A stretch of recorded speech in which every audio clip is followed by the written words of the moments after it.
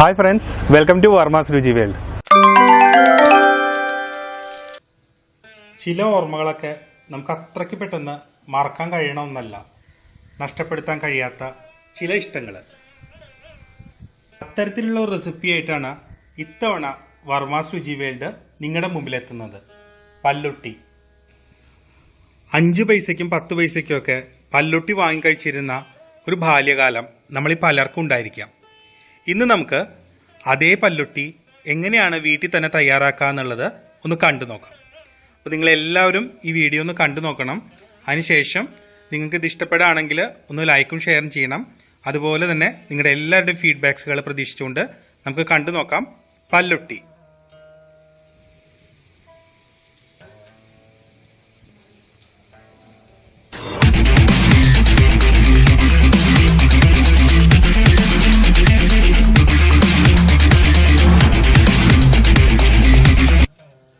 അപ്പോൾ നമുക്ക് പല്ലൊട്ടി ഉണ്ടാക്കാനായിട്ട് ആരംഭിക്കാം കേട്ടോ. അപ്പം ആദ്യം തന്നെ ഞാൻ ചട്ടിയിൽ കുറച്ച് വെള്ളം ശർക്കര പാവ് കാച്ചാൻ വേണ്ടിയിട്ട് ഒഴിച്ചേക്കാണ്. അധികം ഇൻഗ്രീഡിയൻസ് ഒന്നും ആവശ്യമില്ലാത്ത ഒരു ഐറ്റമാണ് ഈ പല്ലൊട്ടി. അപ്പം ആകെ നമുക്ക് വേണ്ടത് കുറച്ച് ശർക്കരയാണ്. ഇത് ഞാൻ ഒരു 1/2 കിലോ ശർക്കര എടുത്തിട്ടുണ്ട്. അതേപോലെ ഒരു നുള്ള് ഉപ്പും 1 സ്പൂണ് ഓയിലും മാത്രമേ നമുക്ക് ഈ പല്ലൊട്ടി ഉണ്ടാക്കാനായിട്ട് ആവശ്യമുള്ളൂ. ആദ്യം തന്നെ നമുക്കൊരു വാഴയിലേക്ക് കുറച്ച് ഓയിലൊന്ന് തടവി കൊടുത്ത് വെക്കാം കേട്ടോ. ശർക്കരയൊക്കെ പാവ് കാഴ്ച വരുമ്പോഴേക്കും കുറച്ച് ഓയിലൊന്ന് ഗ്രീസ് ചെയ്ത് വെക്കാനാണ്.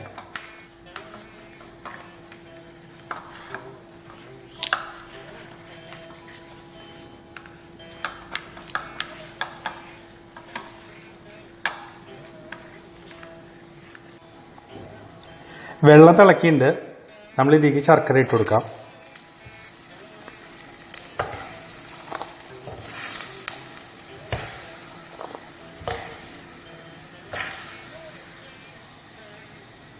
ആദ്യം തന്നെ നമുക്ക് ഈ ശർക്കര ഒന്ന് പാവ് കാച്ചിട്ട് ഒന്ന് ഉരുക്കിയെടുത്തിട്ട് നമുക്കിതൊന്ന് അരിച്ചെടുക്കണം.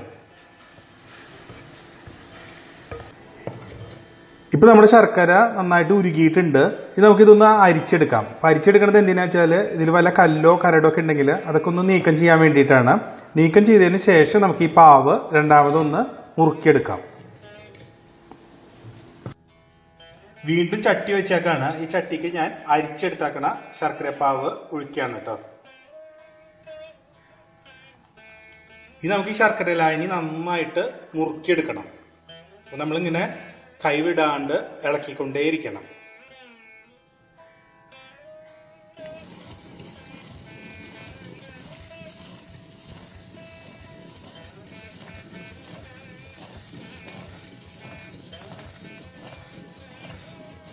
പാവ് മുറുകിയിട്ട് നല്ല നൂൽപ്പരുവം വരും. ഒറ്റ നൂൽപ്പരുവത്തിനേക്കാളും കുറച്ചും കൂടി തിക്കായിട്ടുള്ള ഒരു പരുവം വരും. അതായത് നമ്മൾ ഇലയ്ക്കൊക്കെ ഇങ്ങനെ ശർക്കര പാവ് ഒഴിച്ച് കഴിയുമ്പോൾ ഇങ്ങനെ പെട്ടെന്ന് ഒഴുകി പോവാത്ത ഒരു പരുവം വരും. ആ പരുവം വരെ നമ്മളിത് ഇളക്കിക്കൊണ്ടിരിക്കണം.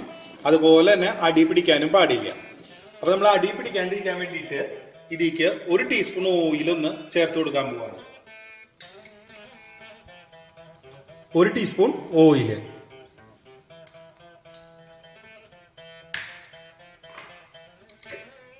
അതുപോലെ തന്നെ നമ്മൾ ഈ ശർക്കരയുടെ മധുരം ഒന്ന് ബാലൻസ് ചെയ്യാൻ വേണ്ടിയിട്ട് 1 നുള്ള് ഉപ്പ്, അധികമൊന്നും വേണ്ട, ശകലം തന്നെ കേട്ടോ, ഒരു പിഞ്ച് ഉപ്പ് ഞാൻ ഇതിക്ക് ചേർക്കാണ്.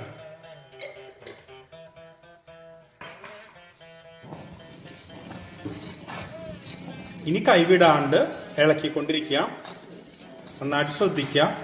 തീയും വളരെ ലോ ഫ്ലെയിം ഒന്നും വേണ്ട, ഒരു മീഡിയം ടു ഹൈ ഫ്ലെയിം നിങ്ങൾക്ക് വയ്ക്കാം.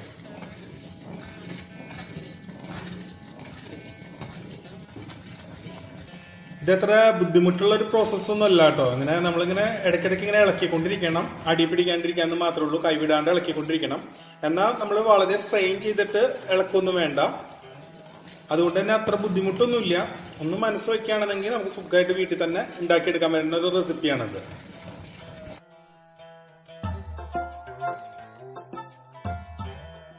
ഇപ്പൊ നമ്മുടെ പാവ് മുറുകിയിട്ടുണ്ട്. നമുക്കിത് ഇങ്ങനെ ഒഴിക്കുമ്പോൾ കാണാം ഇതിന്റെ തിക്നെസ്.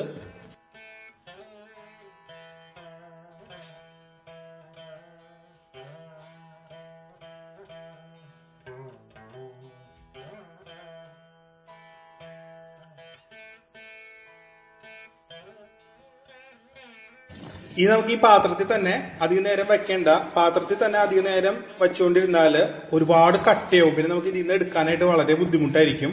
അപ്പൊ അതുകൊണ്ട് നമുക്കിത് നമ്മൾ നേരത്തെ എണ്ണ തേച്ച് ഗ്രീസ് ചെയ്ത് വെച്ചേക്കണ ഇലയ്ക്ക് പകർത്താം.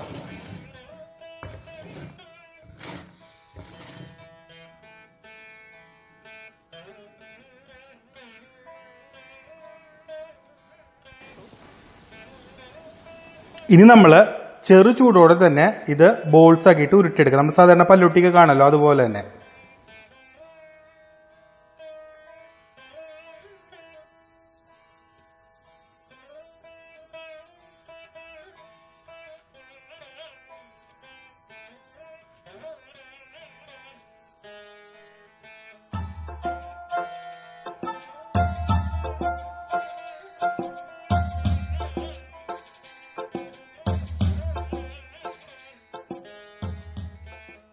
ഇനി നമുക്ക് ഈ മിഠായി നമ്മള് കടയിലൊക്കെ കിട്ടുന്ന പോലെ നമുക്കൊരു പ്ലാസ്റ്റിക് കവറിലൊന്ന് പൊതിഞ്ഞിട്ടിട്ട് എടുക്കാം കേട്ടോ.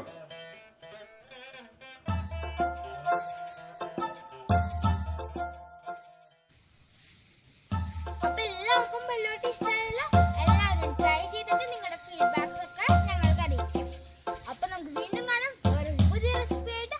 അതുവരെ ബൈ.